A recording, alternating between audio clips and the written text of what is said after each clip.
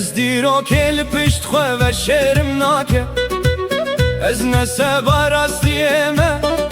neya gumana Lingên min li ser kelheyên serbilindiyê rawestiya û di çavên min de sibehake ku qet nayê biçûk kirin heye Ez rêz û pîrozî naxwazim lê dema ku navê min Kurd bihîzin divê bi rêz rawestin Ez ew kesim ku di ji bîrkirinê de agir bû û lê hember teslim bû nevî nekezim